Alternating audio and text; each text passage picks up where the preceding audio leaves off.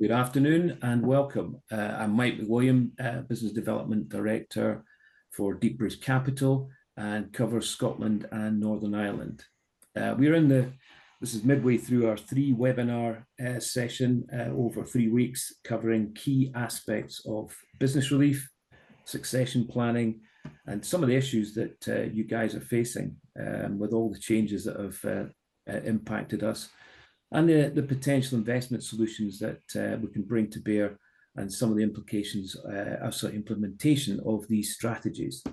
This is the second of our three-part Deepbridge Protect webinar series. In series one, we explored how recent changes to business relief could impact your clients and how to help them respond.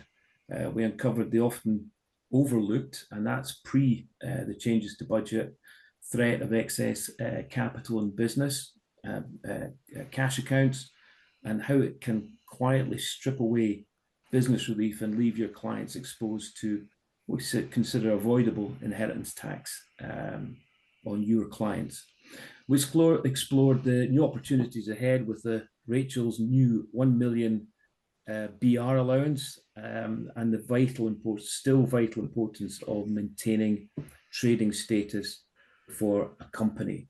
And so those companies and those individuals can implement strategic tools like holdover relief to spread those BR allowances throughout the family without crystallizing significant personal capital gains issues. So passive corporate wealth has never been a neutral factor. It's always been an issue. Whilst nicely comforting to build up cash reserves, it is a potential liability unless managed proactively. This week, we'll discuss the Deepbridge Protect corporate investment strategy. How it is I believe, a perfect strategy for your corporate clients' excess cash. In this session, we'll be examining Protect's structure, its trade, its unique investment proposition, the protections around that, risk mitigation, and the returns, expected returns from the investment. I'm going to stick my compliance hat on for a second. So please be aware, neither Deepbridge nor myself can offer any tax advice, and the strategy we will be discussing today is deemed high risk. If you've got any questions throughout our discussion, please drop them in the chat box, and we will endeavour to answer. If, however, time constraints, we can't get to it, I will come back to you. So please pop a name on the question. With that, I'd like to introduce my two special guests this week to navigate Deepbridge Protect proposition. Kieran McGorn. Good afternoon, everybody. Cheers, Kieran. Technical partner at Deepbridge. Effectively, he's a guy that's been instrumental in building Deepbridge Protect. So we can do a real under the bonnet with Kieran. Why we chose the structure we did, how that's going to operate, how that is operating. And then also Rod Black, as Managing Director of Propify. Effectively, Rod is the investment advisor for the structure, how the cash is utilised, how we'll make returns. I don't want to go into too much, Rod. I'm going to save that for your section. But Rod will explain the entire investment cycle that we're undertaking at Deepbridge Protect.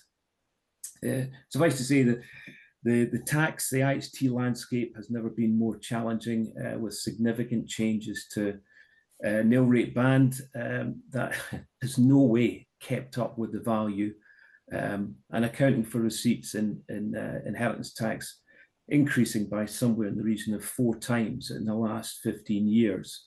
To a staggering £8.25 billion when last receipted. So today we're going to focus on, and if you are engaged in this area, I believe that you will be extremely interested in Deepbridge Protect as a new entrant. However, if you haven't traditionally concentrated on this area, it could be a key new business development opportunity for your companies. Your professional connections, development activity, and commercially to attract new funds under management, effectively from hopefully will show you dead cash. This is me trying to do the technical bits and pieces. I'm going to try and share a screen. So if I stop the whole thing, I'll try and get back on again. Where are we? Here we go. This is the very, very simple model when it jumps up. In effect, what we're looking at is a company value of £10 million and no action taken. Now, if this was prior to the budget, we'd have pretty much the same impact. So this is not new. This is just we've got to be aware of cash, excess cash in the balance sheet and how we can actually solve that particular problem. So the company's value is 10. The individual that owns the company is 100% shareholder. It would never happen that way, but this is just for the purposes of running through what the impact is. Effectively, that company is deemed non-trading and could have no business eligibility relief. So the full 10 is liable to taxation. So potential IHT liability somewhere in the region of £4 million. However, the simple move of the excess cash into Deepbridge Protect, and we're going to go through that structure. Effectively, that takes the company value back to business relievable eligibility, and the whole lot will then be taxed under business relief. So the first, under new legislation, the first £1 million will be free. The remaining 9 will be taxed at 20%, hence the £1.8 million. And if you look along the bottom, that is still significantly better and doing absolutely nothing. That just puts that hopefully into context. How can we achieve moving this cash into a much more tax efficient environment? And firstly, I'd like to just bring Kieran into the picture. You're already there, Kieran, well done. Given this very particular but significant issue, what is Deepbridge Protect and how does it help companies mitigate inheritance tax liabilities? Okay, thank you, Mike. The thought behind Deepbridge Protect service is predicated on the simple fact that excess cash, which is held by a company that it doesn't need for its current or future activities, could be or is highly likely to be subject to inheritance tax. And if it is a considerable amount, it may actually bring the entire enterprise that holds that cash out of business relief and become a taxable asset. So there is commercial rationale there to utilise surplus cash, which isn't required for existing or future purposes of that business, into another trading enterprise, whereby it can also offset the very real impact of inflation, as we've seen over the last 2-3 years. So when we looked at the various structures on behalf of a number of corporate clients that were trading enterprises, we considered a number of things. First of all, what sort of liquidity requirements those investors required, the very real criteria for business relief under the Section 105 of the Inheritance Tax Act 1984. And effectively, it came down to a privately owned company by which investors can get, or the shareholders can get 100% inheritance tax relief, subject to the AIM stocks, which have 50% relief from the 6th of April next year, or trading enterprises, which can have 100% relief. So we also have another fairly innocuous but also very, very profound challenge from HMRC in the fact that they perceive things as either an investment activity or a trading activity. So if a corporate was to use its surplus cash and put it into another limited company, the HMRC would perceive that as as an investment activity, and therefore you can endanger inheritance tax reliefs. Alternatively, if you were to put the surplus funds into another trading enterprise, you could make use of business relief, and the obvious solution there would be a trading enterprise structured as an LLP, a limited liability partnership. So it has all the governance and the checks and balances of the Companies Act surrounding it. So just to be clear, a limited liability partnership is distinctly different from a partnership. And effectively what that corporate entity would do is they would deploy their excess cash and become a member of a limited liability partnership and retain control over that cash. And they would delegate the management of that LLP on a daily basis to Deepbridge Capital as a trading manager. So what the LLP does is it provides control, access, and a return. And the return isn't just about capital preservation, it's also about a generated income. And the target income return on this LLP is 5%. Typically, we are aiming for 8, but we have 5 as our target. And then Deepbridge, to align its interests with the members, will take a performance fee on the surplus over 5%.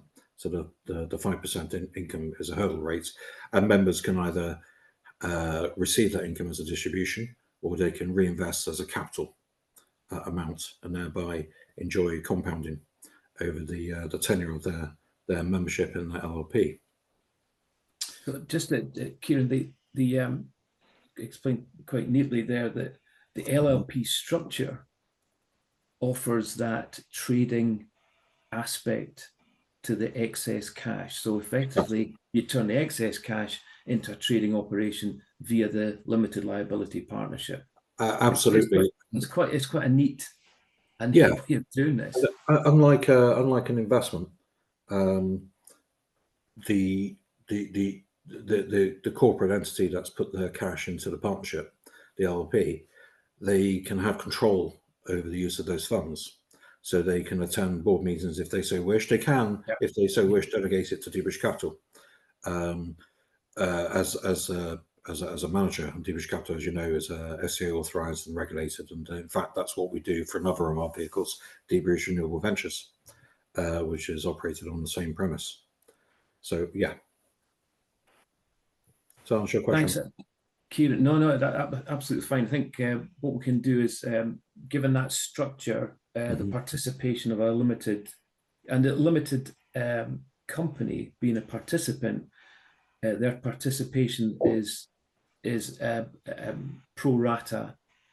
Yes. Their investment in the limited liability partnership.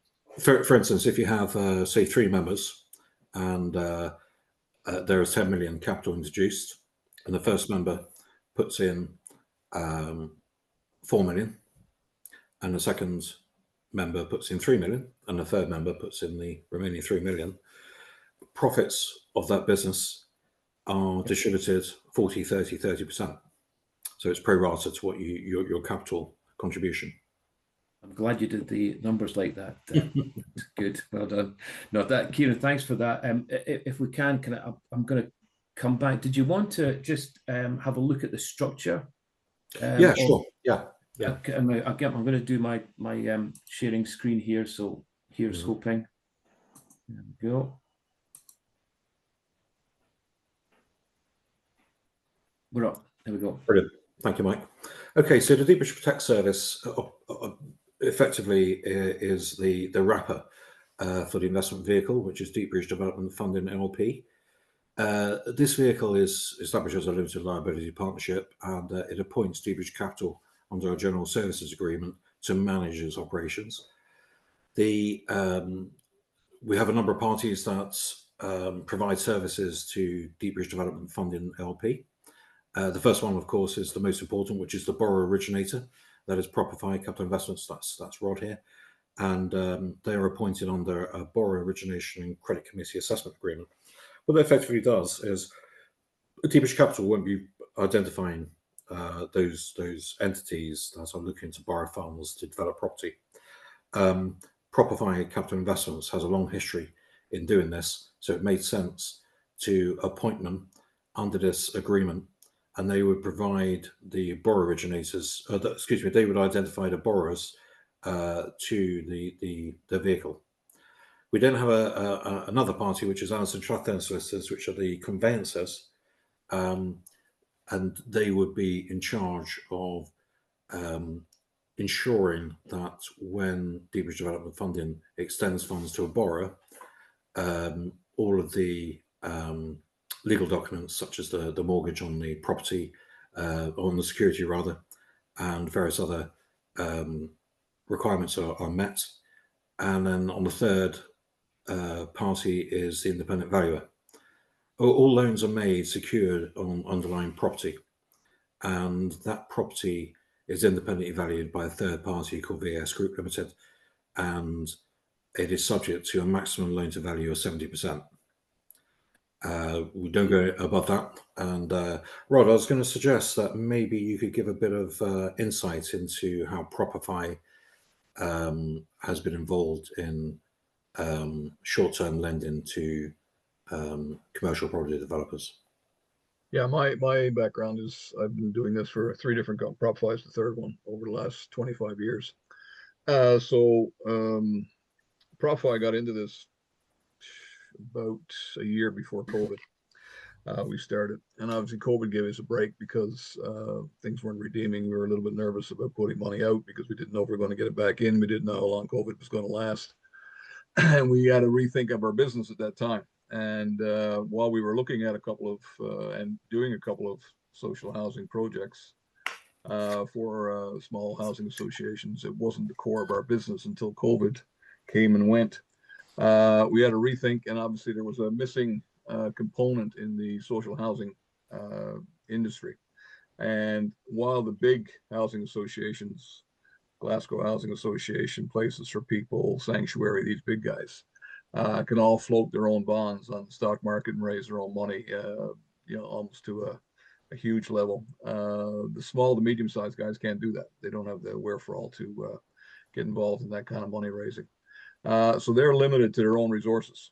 And then when you look at the social housing sector, the housing regulator in England and Wales tries to maintain a certain amount of liquidity within those housing association groups so that there's no displacement of tenants.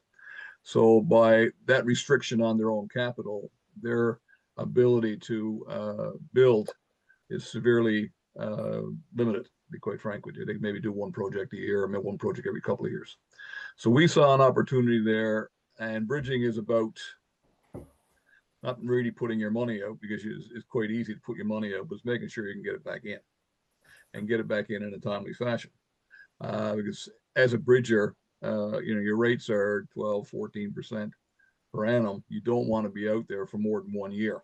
Otherwise, you start deteriorating the project, and we usually have to move at that point in time. So we looked at that sector and saw the only gap in it that made some sense for us and was a hindrance to housing associations was at the very beginning. And it was basically acquiring the land to get the planning permission through, because all the housing associations have banks such as Clydesdale, Charitable Bank, all these guys that will give them long-term funding, and they have various entities that will give them development funding, but they'll not actually give them the money to buy the land and get the planning. Now, I understood that because back in the early days of 2000, we as a company at that point in time, we used to take planning risk because it was genuinely a risk. You didn't know if you're going to get it. You might have to go to appeal. There's all kinds of different scenarios. A brownfield site in England now basically is no longer an if, it's a when, because with the new government and the mandates for social housing, providing you're having some form of social housing on that site, you will get planning. It's just a matter of when. Most of it's taking 7, 8, 9 months to get through. So we saw an opportunity there to go in at the kind of rates we charge on a project and say, listen, we'll fund your purchase of the land and your planning application through a bridging loan, taking a first position on the property. When you obviously get the planning, the property increases massively in value from what it is as is valued today. And your development funding will kick in at that point, take us out along with probably the government grants that you're getting for the social housing element of your planning application. And the government grants range anywhere from 40,000 a unit, depending on what part of the country you're in, up to 200,000 a unit in the GLA, Greater London area. So there is significant money involved in the actual grant application for these units, and primarily the grant application, along with the development funding. The grant application is probably taking us out because the value of the property has gotten so much higher, so that when the development funding comes in, they'll always give usually about 65% of the value, the new value of the land to take it out. So we're quite secure in our position going out. So from that perspective, that's how we got into it and how we identified the space. So really all we're doing right now as a company is we're putting our money into basically planning gain on brownfield sites, because if something was to happen, we can exercise our rights. We can step in and finish it ourselves and make some money, or we've had one default in 6 years, and that was actually during COVID. We haven't had one since COVID. So they are all working, and it's a nice way of churning, which is not a great word to use, but it's a nice way of revolving your money, shall we say. And hopefully we revolve it at least once, if not twice a year. So that's the sector we're in. And to me, it's the most secure sector. It's the most risk-free sector. And we have multiple takeout positions on it. We usually have a housing association in tow if it's a developer borrowing the money to work for the housing association. But there's usually always an offer of takeout. We know exactly how we're getting out. And the only sort of question we have is whether it's going to be 6 months to get through planning or 11. That's basically the only risk we're taking here. I think it's worth just adding a bit of context. The government itself has made very plain, as at the 31st of March 2024, which is the most recent figures, local authority housing waiting lists are 1.33 million households in the UK. And yet they are only approximately 261,000 households are receiving a new social let. And when you actually drill a bit deeper of those 261,000, approximately a quarter of them, just over a quarter, about 27%, are moving from one a local authority housing or housing association, from one to another. So with the UK government's plan for change and their planning reforms, the scope for social housing development, the demand for it has never been higher. The scope for it has never been easier. And my cynical mind would be thinking, well, why aren't property developers getting in on this? Well, the Competition and Markets Authority, which did a review of the residential building market in the building industry in the UK, discovered that most property developers only build as fast as they expect to sell them. So they suffer from an issue of slow build out, and they also have a need to keep their shareholders happy in terms of dividend growth. So they tend to focus on the higher profit private estates, and they meet the government mandated affordable housing criteria, and they have many ways of getting around that. And to be fair, affordable housing doesn't necessarily mean it is social housing. No, there's several genres in that sector. Exactly, yeah. So affordable is typically 80% local rates, rents, or 80% of local prices. Yeah. And if you are living in the southeast, that could still be a pipe dream for a lot of people who need somewhere to live. Yeah. So the government has finally recognised this and has laid down planning reforms which have allowed development and has smoothed the way for development of social housing. The reason why the large house builders aren't doing this is because there is not enough money in it for them. So the mid-tier house builders who'd like to go to the bank and say, can you lend me, I don't know, £150,000 on a LTV of 40%, are finding the banks are saying, it's not worth it. It's not worth the effort for us to lend that money. But come back to us when you have your planning permission and your utilities placed, and we'll be happy to lend. Which, ironically, is one of the exit solutions for short-term bridge financing. Exactly where we are. We're coming in at the stage where the major banks will take you out, and along with the housing association has done its homework properly and its preparation properly, they'll have the ability to draw up to 75% of their grant money to actually buy the land. But it also has to have its planning on it. So without planning, you can't get the grant. So it's a unique opportunity. It's really niche. But we've got 37 million pounds in this marketplace right now, which we've raised over the last 5 years. in the German bond market as Propify. And we're in a situation where, when I was speaking to Mike, it was along the lines of, you know, where we can get more capital or get access to more capital. And this is going back a little while ago now, but I just said, this is what we're doing. And I said, it'd be nice to get some additional, you know, roads to capital, because our pipeline is in excess of £250 million.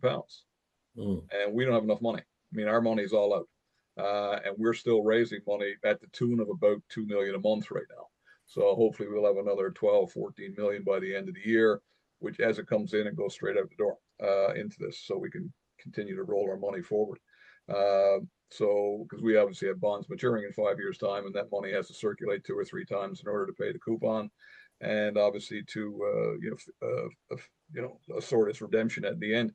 So we're on our 3rd series of bonds, and right now we've had one default, which ended up being a nice profit situation for us. So, you know, it's a really niche market, and it hasn't failed yet. So I look at this for you guys as a risk reduction, in the fact that you've got almost, you know, the government coming in, taking out part of your thing. Social housing is the only sector that the Labour government is going to throw a lot of money at in the next 4 years. So you've got that certainty that government grants, housing association grants will not go down. They'll only go up. And she'll have to throw more money at this to try to do the number she wants to do, because the house builders are digging their heels in, primarily because she made a mistake first off when she went into office, Angela Ranger, and that is she has increased the social housing element. This is a mistake from the builder's perspective, not necessarily from ours. But she increased the actual percentage of a site from 26 to 40% with regards to social affordable housing. That does not make sites profitable for big developers, but it does make it very profitable for housing associations. Yeah. Well, can I just let's go a little bit more into the cycle which you outlined, but these guys that are looking for lending, can you walk me through not quite the phone call through to Rod Black? I need boom. How? Yeah, well, so what we're looking at, we've got a through. deal we're looking at right now. I'll talk you through that one. It's probably the best way to look at it. We've got a developer that has a piece of land. It's unencumbered right now. It does need some remediation. It's been valued at £4 million, and he's asking for 1 million to see through. It's going to take him about probably 200,000 in planning fees and architect drawings and everything else to get it through planning, and he's probably going to need 600,000-700,000 to do the remediation on the site. There's a little bit of asbestos on one side, one part of the site, things like that. So he needs about £1 million on a value, as is today, at £4 million. So he will come to us. He'll put his planning in. Planning's for 90 apartments, 1, 2, and 3 beds in the Liverpool area. The council's already told him that they actually want to lease it when it's finished. So he's a developer working with a housing association. So the two of them in conjunction together have got the council in tow. So we know as soon as he gets his planning for the 90 units, the value of that property is probably worth in the region of, you know, probably 5 million quid, somewhere around there. And we're exposed for £1 million, less the money we take off. So if we're taking, argument's sake, 12% off of that number, so 120 grand would come off on the very first day we draw the money, because the housing associations involved in this, along with the developer, will have to have some skin in the game for us to be comfortable with it. But you've got to loan the value then of 25% of its value, and we're exposed for probably about 55-56% when you take the actual cash off on day one. So when we say we can pay an 8% coupon on our bond, or we can say we're paying a 6% coupon for Deepbridge Protect, it's because we've taken the money on day one. The money's there. You know? That's well, just when I first asked you about this, when we sat having a coffee, whenever it was, I had into my head that you've got to go around and get a monthly interest. Like, this is not. This is no. Can I just add there that the economic interest generation is made up front rather than having to wait for a trading period to expire. So as Rod quite rightly said, if £1 million was borrowed, £120,000 is kept back for the borrowing costs. And the partnership. 880,000, exactly, £880,000 goes to the borrower. Goes The on. borrower still has to pay them back. Day one, the partnership enjoys a value increase to the tune of whatever. Absolutely. Exactly. Yeah. And the other thing is that again, which was prior to anything going out the door, it's a first charge securitization for the partnership. Well, it's actually even more than that, Mike. You know, what we insist on when we lend, and this is the same structure we put in place, or I've worked with Kieran to put in place for Deepbridge Protect. Yeah. We always take an SPV. All right, so we want a special purpose vehicle, brand new company set up for this. So there's no other liabilities other than ours, and we can monitor the money. That's the first thing. Mm-hmm. We take a full first legal charge over the property. There is no second positions. There's no other borrowing on it. It's 100% our first position. We take a debenture over the company. All right, so we can call that debenture if we feel there's something going astray. We've gone further than that because we take PGs from all the directors of the company. Okay, and then lastly, we have step-in rights. So if we don't want to appoint an administrator underneath the debenture, we feel things are going wrong, we already have the stock transfer forms and the power of attorney sat in our lawyer's desk, which we can initiate within 48 hours, and then we step in and take over the company if we feel the management is doing something incorrect. So at that point in time, we're then in charge of the development of the thing. So it's the utmost protection for the investor. Right? So their capital is sacred. That's not negotiable anyway. It's this cycle I wanted to get through and over, because the more I looked at it outside in, the better it got in terms of securitization and interest payment, commercialization on the loan. Yep. But the other aspect was the length of time that the loans were out for. So you sit down with the guy at the beginning and say, how long do you reckon this is going to take? 9 months to get this through. But well, we also evaluate the planning side of it, Mike, because that is definitely going to be how long. Now, he may come to us 4 months into his planning cycle and have run out of money for architects and stuff like this, because planning is expensive these days to get it through. So he may be 4 months into the cycle. He may only need the money for another 3 months. Yeah. So you can have loans going from anywhere from 3 to 12 months. Okay. And he needs to tell me what he needs it for, because we're taking the interest up front.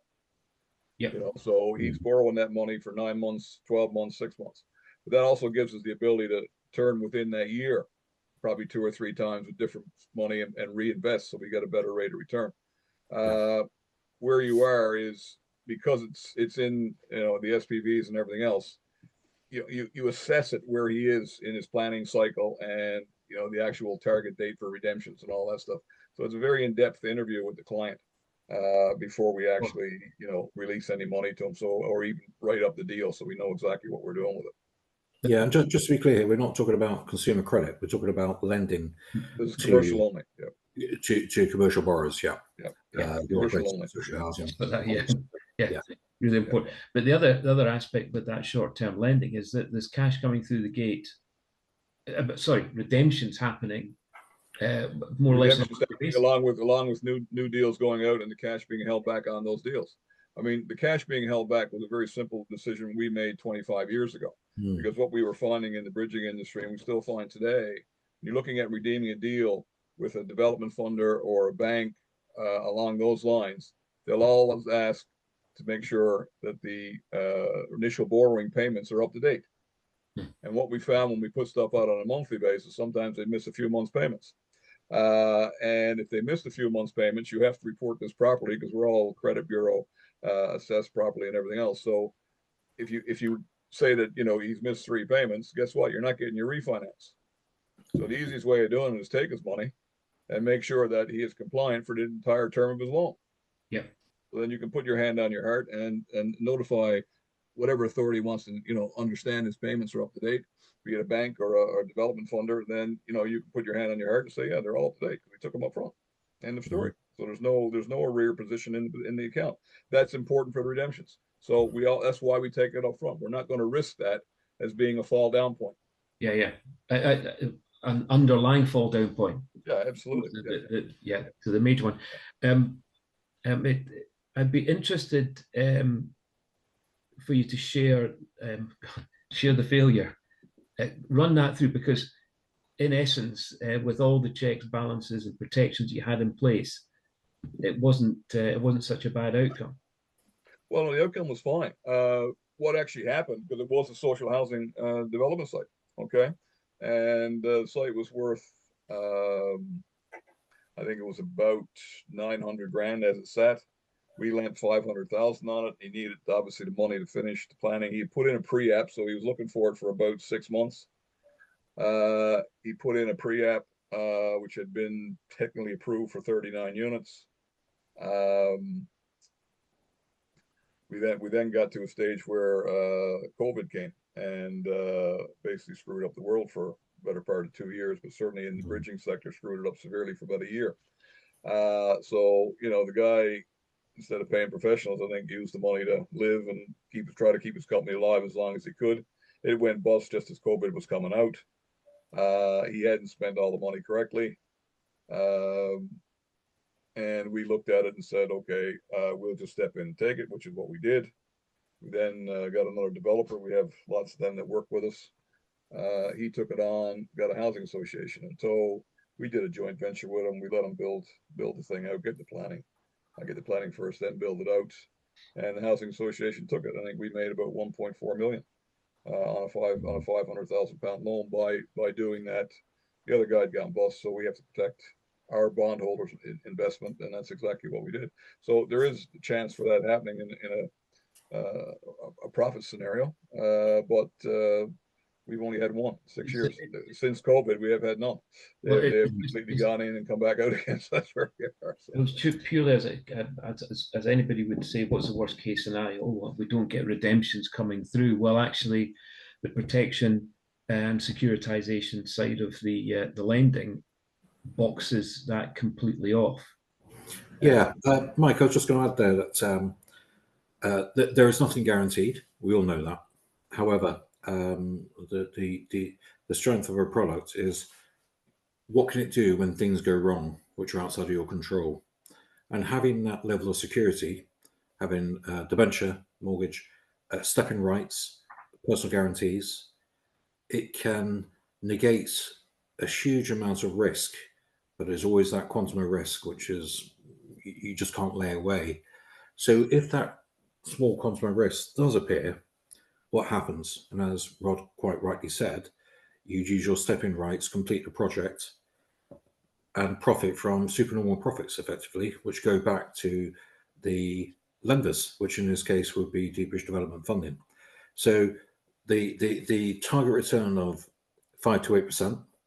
I say 5 to 8% because we're aiming for 8 with a minimum of 5, and we'll take a performance fee of 20% on that surplus.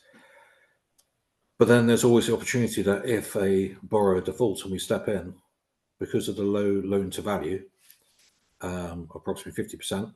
In some cases, we'll go up to 70, depends on how secure the opportunity is. There's always the opportunity of making supernormal profits, which will go straight back to the members of Deepbridge Development Funding LP. Oh, thanks, Kieran. Yeah. I'm just thinking, is there any other part of that cycle? I think from the perspective of the client, the investor, the limited company, the other aspects are, I think, is massive. Is liquidity. You're not boxed in for years. This is, and I'm not suggesting it should be used as a quasi. No. The financial model that supports Deepbridge Development Funding has a liquidity facility built in, so we don't we don't lend all the money. We always keep some back, a small amount, admittedly, between 7.5% and 10%. So you're utilising 92.5% to 95% of funds.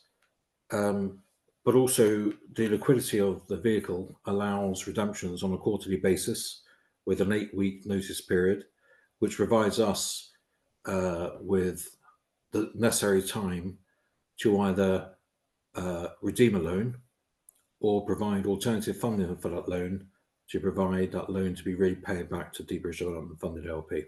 Yep. So you're not waiting for an asset to be sold. You're waiting for an asset to be refinanced. And anybody who knows property finance will know that there are plenty of people out there who are operating in the secondary lending market. Did you want to touch on this as well, Rod, from the perspective? Yeah, I mean, the other side of the coin too, we're in the most liquid part of that marketplace. So we're only in this sort of planning game. So right now, I haven't seen a planning application go beyond 12 months. So we are basically, turning our money, worst case scenario, once a year. And as Kieran said, we can always find alternative finance sources to take a deal back out again. PropFi's got surplus capital, we'll take it back out and then go again. So the reality of where we are is it's about as liquid a product as you're going to get, because we're not in the social housing game. We're into long-term mortgages and everything else. Now you're into a play where you're not selling that very quickly, and you'll want to be into that for the yield, which will be probably less than 3%. I would have thought, over the long haul. And you're in it for different reasons. You're in it to make sure people are housed and things like that. We're not in that game. We're in to get them off and running. That's it. We're strictly in that space of getting them through the planning app and dealing with the land issue on that. And then we're gone. We're off to another one. That's exactly where we are. It's the only place they can't get funding. The only place they can't get funding. And by using our funding, you look at it and you say, yeah, we're expensive. If you borrow £1 million off of me, it's going to cost you 100, 120, maybe 140 grand, depending on your credit profile and when we do all the underwriting. So that's expensive money. But on £1 million land as it sits today, getting the planning permission and looking at the GDV, your GDV could very well be 10 million when the project's finished. Yeah. So 120, 140,000 is 1.2, 1.4% of the deal. No one's got an objection to paying that to get them where they want to go, because these small guys, using the capital we can provide them, can possibly do 2 or even 3 projects a year, right? Because they're not into their own cash and depleting their reserves for the regulator. It's small amounts. It's not taking big wads of cash out to actually get that done and tie it up for a year. So it's fair to say, Rod, that when a borrower looks at the initial borrowing costs to provide the finance, the development finance to get them up and running, they actually look at it as a percentage of the gross development value at the end of the development. Because I mean, that one that I just talked about, £4 million one, that's got a GDV of 16 million quid. Yeah, the guy's going to pay 120 grand. Yeah, for probably 6 to 8 months worth of borrowing. And that's going to represent less than 1% of the GDV. Yeah. It's nothing in the scheme of the GDV, because they're not interested in just getting the planning permission. They're interested in the final product, and that's big to them, because that gives them units on the ground and allows them to grow their housing associations. The only way they grow is by putting more units on the ground, and obviously that increases their net equity and everything else. So from that perspective, the grant money is huge, because that is basically where their equity is in the grant money. Because the grant money goes towards the cost of the land and the build. So right now, and if you're partnering with a council, if you get 40 by yourself, you'll probably get 80 to 100 with a council, and that's in the Northwest primarily. With Homes of England. So it's big business. Big business. And I have no doubt you're going to throw more at it. Yeah, I think it's fair to say as well that with the local authority funding crisis that we've seen over the last 3-4 years, where you see councils like Croydon and Hackney and Thurrock and Slough all facing Section 114 protection, the need for housing developers or local housing associations rather to engage with developers to build new properties has never been more crucial. And to engage with the council. I mean, the council want to do these long-term leases primarily because they're not on their balance sheets. Yeah. They're paying fortunes out right now to hotels and everything else. They can do long-term leases at decent money. Everybody's making a turn, and it's not on the council's balance sheet. It works well for them. So the demand for financing is well trodden and well proved. Oh yeah. I mean, we don't have enough money, and we continue to raise, but we'll not. And in fairness, not a challenge to your investors, but I doubt they'll be able to get enough in a fund to make this thing. Because I mean, if we were able to raise 100 million, you're going to need another 200 on top of that. You raise another 200 on top of that, you'll still need more. The insatiable appetite of the UK property market is primarily because we have always had an undersupply of property here. Yeah. We didn't go through, the property in the credit crunch, stayed stagnant and, it was hard work to get refinanced because of the banking situations in the credit crunch. But what took us out of that was property price inflation. After about 3 years, started going again. Banks started opening up again. And it's primarily because we had an undersupply of property. If you look at the States and various other countries that had an oversupply, it took them almost a decade to recover. Yeah. We were out in 3 years. And same remains. We've got a massive undersupply. Gordon Brown came in, it was a certain figure. It's 25% higher than that now. We still haven't solved it. And she's got a target of 500,000 a year. Big target. Unless she throws a huge amount of money at that, we're not going to get close. So one of the I think one of the questions that just keeps spinning around again is the demand for this, and you've alluded to the fact that this is massive, absolutely massive. You've not even opened the sort of bigger lines of communication out there to developers. This is what you're doing at the minute is purely guys that you've been dealing with for the last 20 years. Yeah, that's all guys we know. I mean, and in fairness, listen, we're all busy. That's where we are. We're all very busy. You've got to take into consideration. I mean, there's 20,000 illegal immigrants have crossed on boats so far this year. 25,000, whatever the number is. They've all got to be housed. And they've all got to be housed. It's all part and parcel of what local authorities are deemed to be having to do. I mean, it's where does it stop? Yeah, the thing with social housing is I think it's been sort of much sort of eclipsed by the argument for affordable housing over the last 10. Well, yeah, I mean, affordable is a much bigger demand right now than social, because where you look at is what social housing represents is social housing itself. You've got affordable housing, which also covers key workers, so you're getting a 20% reduction on market value. You've got assisted living, you've got supported living, and you have temporary accommodation. Yeah. And you also have emergency accommodation. Within that as well, you also have the right to buy schemes, and you also have shared ownership. So all these things are all part and parcel of what's called social housing. You can't have, a 100 apartment scheme with 100 social housing on it, because that becomes a ghetto. So, you'll have a 100 apartment scheme, and 40 of them now underneath the new planning laws will be some form of social housing. That might be 10 social and 30 affordable, depending on the area you're in, So it's a mix of where you are, and you need to sit down and understand that before you actually advance the actual offer. But if everything is probably where it needs to be, you've got a good deal on your hands, because as long as you've got a mix for the housing association, they're more than keen to get involved.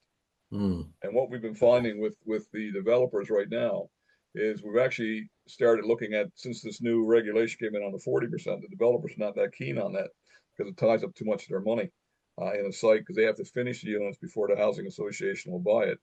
And the housing association notoriously hard work on snagging and making sure everything's absolutely perfect before they take delivery. So you could be another 6 or 8 months before you actually get your money over when you expected it. So what they've been doing with us is we've been saying, why doesn't the housing association buy the whole site and then sell the actual non-housing or non-social housing to yourself? So sell you the 60 units at a little premium, and you don't have to worry about them, because they'll build them out themselves, or you can build it for a contract fee, and that's it, finished with, which seems to be working really, really well. So a little twist on it, so you can twist and turn a little bit, but right now it's the only money I see in housing in this country for the next 4 years is social, around those genres I just talked about. Yeah, and it's fair to say that the large banks that are typically backed property developments, particularly with their own balance sheet capital, are looking at the more profitable parts of the property market. Well, that plus they're looking at their clients are Persimmon and Barrett's. That's who they're playing with. Miller Homes, all these major players in the UK. That's who they want as a client. They don't want. They don't want Rod Black Housing, who builds 10 houses a year. That's not interested. Yeah. So the second tier housing, which tend to be the ones that focus on social housing development, are the ones that are experiencing the dearth of funding at the early stage, Yep. which is where we step in. Yep. And ultimately, we're not going to solve the problems of the world, but ultimately, if this gives them 3 projects a year over 20 different housing associations or developers, that's 60 projects that could be done this year. Now, 60 projects could be no more than, you know, maybe 400 or 500 units over the course of all that. But saying that, if they're doing it on their own, instead of 400 or 500 units, it's maybe 60 units. Yeah. Because that's all they can afford if they got to use their own cash, you know. So it becomes something that, if you can extrapolate that out over the country and roll it properly and get enough money behind it, all of a sudden you're starting to make a difference. It's a big leverage. Yeah. I mean, Right to Buy has decimated social housing over the last 30 years. Well, even shared ownership as well is not great. But anyway, it is. So, there are policies. So. Yeah, it's good to see that the plan for change issued by the government has flagged the need for increased social housing building, but the pre-existing infrastructure of financing, particularly the banks, is dragging its heels, which has presented a huge opportunity for Deepbridge Development Funding Limited LP. And as you quite rightly said earlier, one of the beauties is that once you've taken a piece of undeveloped land, you've got planning permission and you've got your initial utilities, the banks will be queuing up to lend and that's their covenant. They only lend on stuff that's got planning. Yeah. And they've had a decade to change. They're not changing. They're not interested. No. They're not interested. There's no economic interest, No, none whatsoever. They like where they are. They like their model. They like the people they're playing with. So, you know, sorry guys. I want to cover a couple of more things. This is really mundane stuff. Okay. But thanks for that discussion. Absolutely brilliant. It shows that the landscape that Deepbridge Protect is effectively farming in. Very mundanely, Kieran, the minimum that we are able to inject into Deepbridge Protect, this is from a limited company with cash in the balance sheet. It's intended for trading enterprises, which are ideally incorporated in the UK. The minimum subscription to the Deepbridge Protect service is £250,000. The more subscribers can participate, obviously the more they have in terms of income. We also have a secondary opportunity for those vehicles that aren't trading, such as family investment companies. They can effectively set up their own vehicle, which we can provide, and that will deploy funds into lending opportunities on a syndicated approach alongside Deepbridge Development Funding LP. So, just to be clear, the Deepbridge Protect service actually has two routes. The dominant one is Deepbridge Development Funding LP, which is intended for trading enterprises which are sitting on surplus cash and are looking for to utilize that cash in a manner that affords it business relief and also generates an income. And then there is a secondary opportunity for those non-trading enterprises, such as non-trading companies like a family investment vehicle, who would like to participate in this opportunity, earn an income, preserve the capital, and develop a business which, after 2 years, would be would qualify for business relief. No, thanks for that, Kieran. The other aspect is the interest. Can I call it the interest commercial return into the partnership? Yeah. What are the options for the investor? Yeah, it's a relatively slim model. Deepbridge takes a very low annual management charge, literally to wash its face. So the interest of Deepbridge for this to work is reflected in the performance fee, which is a portion over 5%. So each member would have a profit and loss account. At the end of the year, they would have a revenue coming in, their share of the lending income, Yep. Their share of the costs and the profits at the end, they can either distribute it, take it back as a drawing, Yep. or they can top up their capital account, Recycle. recycle, yeah, Yep. and enjoy the benefits of compounding. Yeah. So, or they can have 50-50. They can either retain 50 or distribute 50, or they may decide we'll take 10% and we'll reinvest the other 90%. It's very, very flexible. Kieran, thanks for that. We are rattling towards a finish here. I've had a couple of queries from the participants. I think fairly straightforward. We can deal with them just off the bat. Yeah. It's one I think that is to do with in the event of I guess a shareholder in a company's death. Mm-hmm. How quickly can we effectively unwind that position into cash under the company? Yeah, it's relatively quickly. It's almost the same as a withdrawal. So it's a redemption, Kieran. Yeah, absolutely. So in the event that there was a death, the 8-week notice period would no longer apply. Yeah, that's the first thing.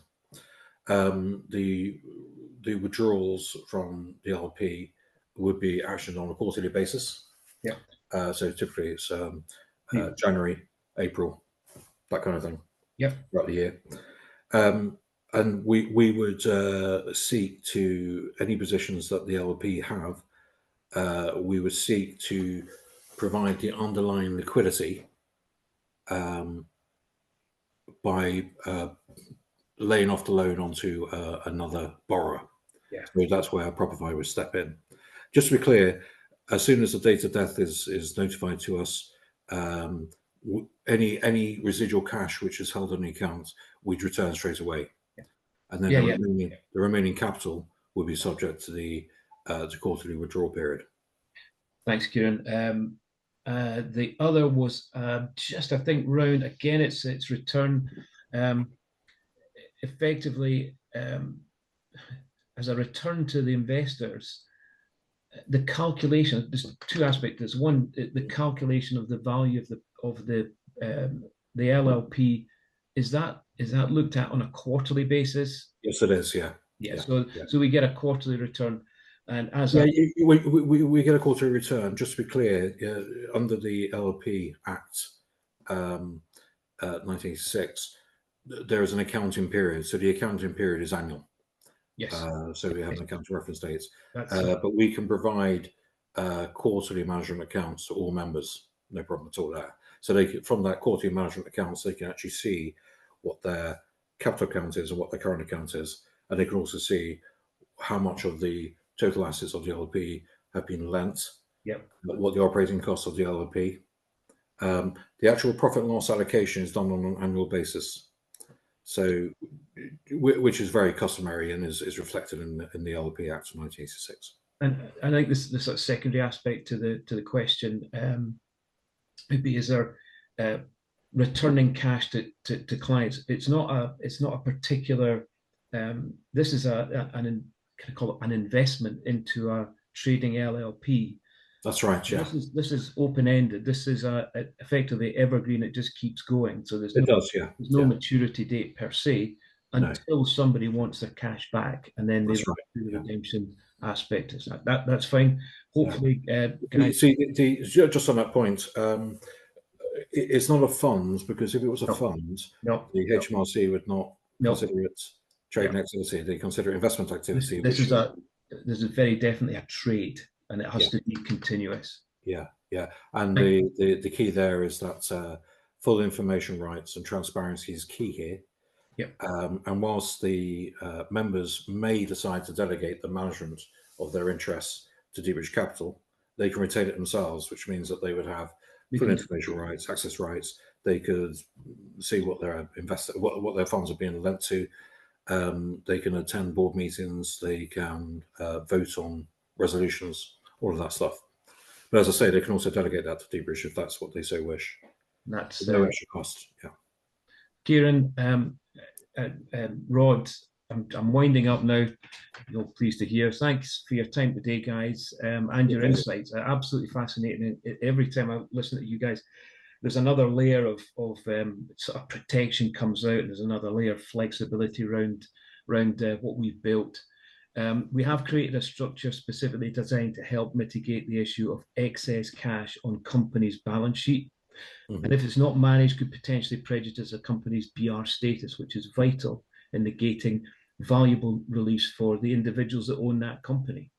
Yeah, and also, one of the things which everybody knows about, but no one's really understood the true power of the erosion of inflation on cash balances until very recently. If you look at between 22 and 24, sorry, 21 and 22, you had 11.6% RPI in one year and a 9.6%, 9.1% in the following year. You got over 20% in 2 years. So when deposits are paying 3%, you're losing a huge amount in terms of its real value. So having something which is generating a reasonable level of return with the opportunity for supernormal profits as well in the case of default, I think it is worth considering. So I'm always available, Mike, to meet with anyone who wants to know more. Thank you for the interjection there, Kieran. What we've got is a simple, straightforward strategy that sits in the balance sheet and puts your client's company cash to work. It trades. The trade is an acceptable trade, short-term secure lending. It offers, as we've talked about, security, max 70% loan to value. Reality is it's probably about 54% once the interest comes back in, which is paid up front, which gives us this predictable, secure return of a target return of around and about 5% per annum. The business model is 8. So as Kieran said, for no other reason other than just looking at a decent rate of return to offset inflation, it should be considered. Liquidity aspect, it's cash going round in a cycle. It's highly securitized, so we do have liquidity aspect to this. There's no fees to get in, as with all our other product at Deepbridge. The underlying partnership will pay for that, as the underlying investee companies do under other products that we operate. There is no penalty for redemptions, and as the guys have discussed today, this is an incredible opportunity. This is one of the worst housing issues since the last war. War II. So we are taking your client's dead cash and utilizing that, leveraging that in a way that nobody else is doing. So it just makes me say that thanks for your time, everybody. If you've got any questions, inquiries that you want to discuss, please contact me or your local Deepbridge Development Director. We're happy to assist. The Deepbridge solution to excess cash in a trading company's balance sheet is a straightforward process. Use Deepbridge and our resources, including Kieran. He's more than happy to get out, and Rod. Absolutely. For any training, professional connection development that you want, client meetings where appropriate, more than happy. We've done that on a number of occasions. We are here as your resource, so please tap into that. Only remains for me to say thanks for your time, everybody, and encourage you to register for the final Deepbridge Protect session, which focuses on all things compliance. Exciting stuff there regarding advising your corporate clients to invest in Protect. Thank you so much, everybody. We're only a couple of minutes over, but thanks again for your time. Thank you for your time. Cheers. Thank you. Cheers, guys. Thank you.